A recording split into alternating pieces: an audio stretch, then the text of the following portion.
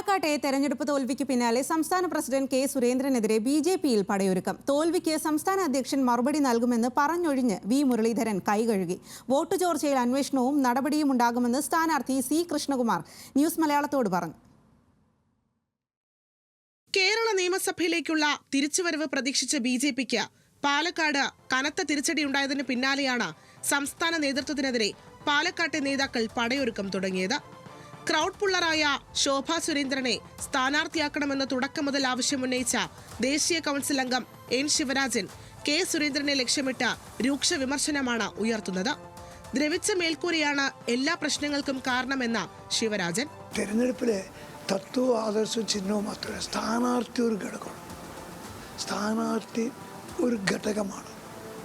Municipal election, assembly election, Lok Sabha election Narendra Modi വന്ന് ഇവിടെ യാത്ര നടത്തിയിട്ടും ഓപ്പൺ ജീപ്പിൽ യാത്ര നടത്തിയിട്ടും നമുക്ക് ആലത്തൂരിൻ്റെ അത്ര ഒരു വോട്ട് വർദ്ധിപ്പിക്കാൻ കഴിഞ്ഞില്ല.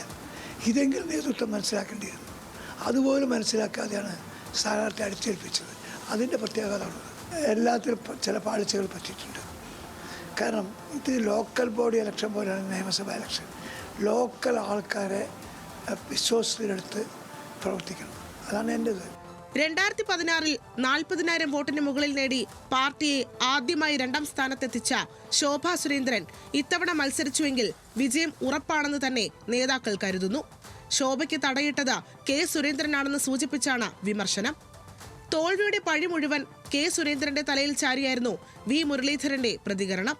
കഴിഞ്ഞ 3 മാസമായിട്ട് പാർട്ടി എന്നെ ഏൽപ്പിച്ച ചുമതല മഹാരാഷ്ട്രയിലെ തെരഞ്ഞെടുപ്പിൻ്റെ പ്രവർത്തനങ്ങളായിരുന്നു.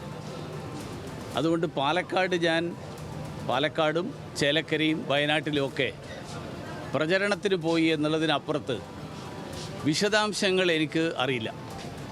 അതുകൊണ്ട് ആ കാര്യങ്ങളൊക്കെ സംസ്ഥാന പ്രസിഡന്റ് ഞാൻ മനസ്സിലാക്കുന്നത് ഇന്നലെ പറഞ്ഞിട്ടുണ്ട്. എന്നാണ് കൂടുതൽ എന്തെങ്കിലും ഉണ്ടെങ്കിൽ അദ്ദേഹത്തിനോട് തന്നെ ചോദിക്കുന്നത് നല്ലതായിരിക്കും. മഹാരാഷ്ട്രയെക്കുറിച്ച് നിങ്ങൾക്ക് എന്തൊക്കെ അറിയാനുണ്ടോ?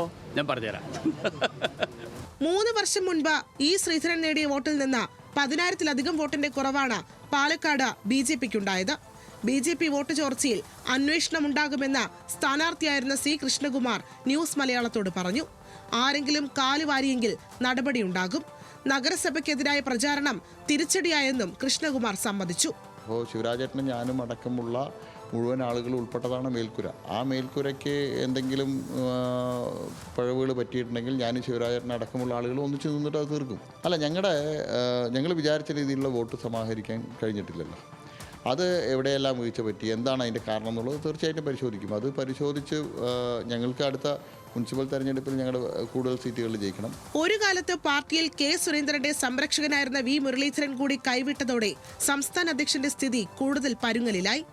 വിവിധ ബ്യൂറോകൾക്കൊപ്പം ന്യൂസ് ഡെസ്ക് ന്യൂസ് മലയാളം.